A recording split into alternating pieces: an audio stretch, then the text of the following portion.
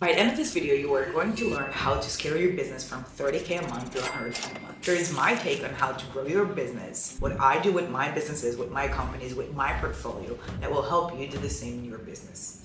So for those of you guys who do not know me, my name is Jules. In the past 9 years, I built a portfolio of companies that help make the business world a better place. And in every company that I build, I use this method to grow my business.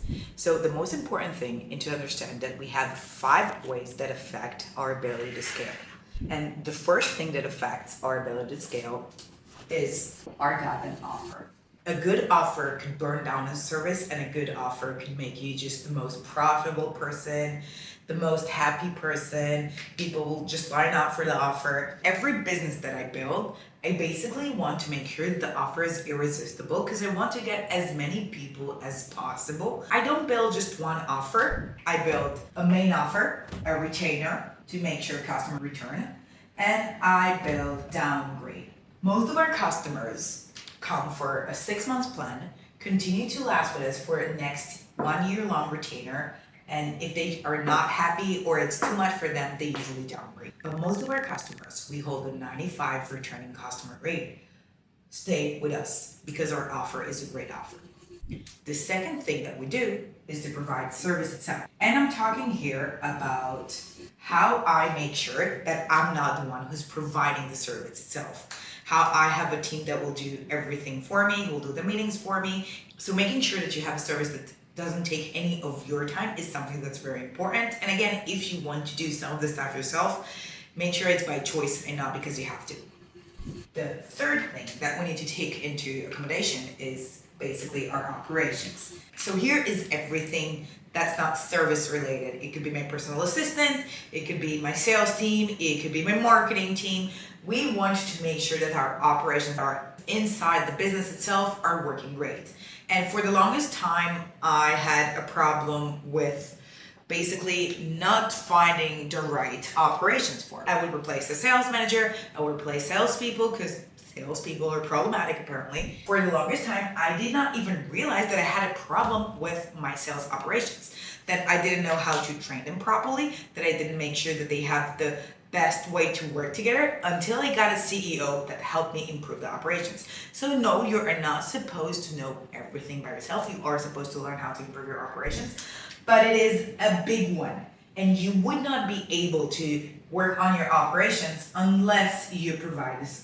And you would not be able to work on your operations if you provide a service yourself because you will not have any time. And that's something that people who make 30K really struggle with. They build an offer that's built completely under time. They try to please their customers. The service is built upon themselves completely, and they don't have time to work on their operations.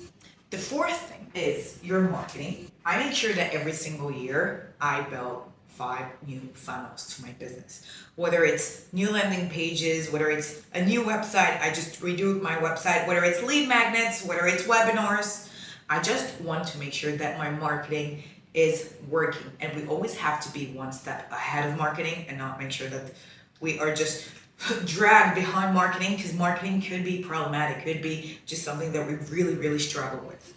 And the fifth thing that will help you scale is your sales department. Here you can bring in someone that could help you do your calls. I personally like to hold the sales team. I personally like to hold the personal assistant. I basically like to hold managers. So you could be the manager of your business, you could be the entrepreneur, and you could be the one who does everything. So basically, those 3 can happen at the same time, but you will not grow. We have 3 types of people. And the first one is the entrepreneur, right? Is the person who gets people to do the work for them. It's the one who doesn't do the offer, he built it maybe, but he doesn't do any service or operations.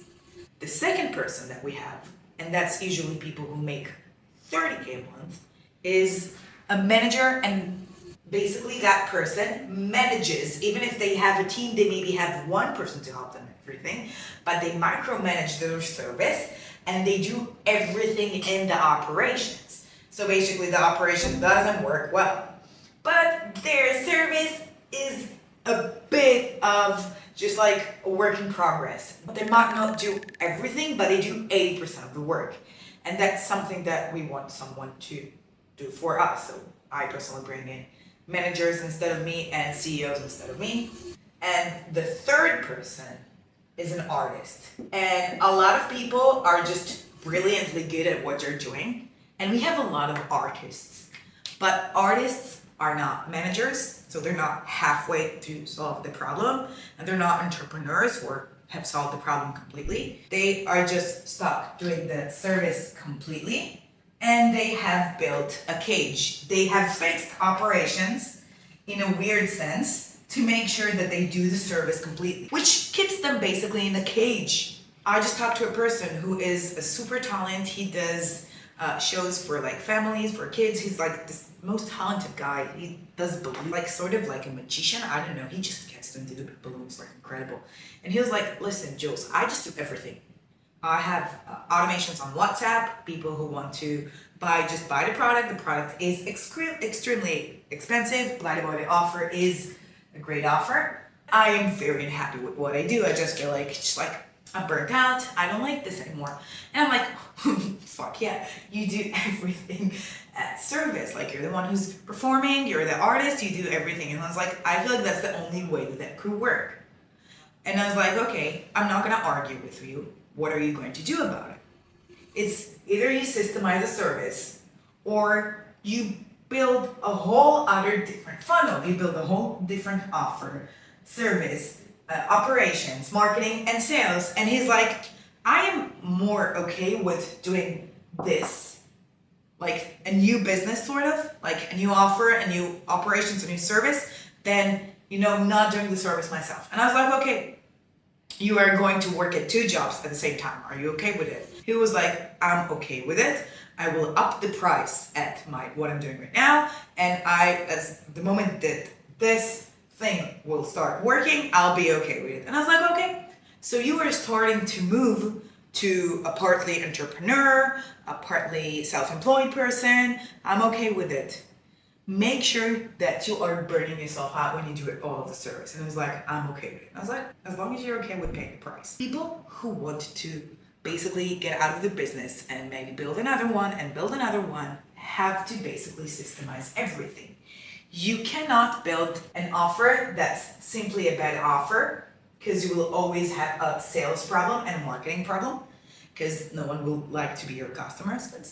If the product's bad, the product's bad. I'm sorry. You cannot do everything yourself and then the service yourself and then be like okay with it, because it burns you out. Make sure you're not partly there, that you're completely there, and that will always be a priority. And make sure you always build operations that serve you. There's no right or wrong. You don't have to hold salespeople. You could do the sales yourself, or build an automation that sells to them, or maybe build webinars. But if you don't look at the operations and you don't look at what serves me, then you're gonna be unhappy and you're not gonna scale your business. But step number 1 is service. Step number 2 is operations. Make sure that the offer is a good offer, and then marketing and sales. Hope this video was very beneficial to you guys. If you liked it and you would like more of them, make sure you comment down below and subscribe to my YouTube channel. I'll see you guys at the next video.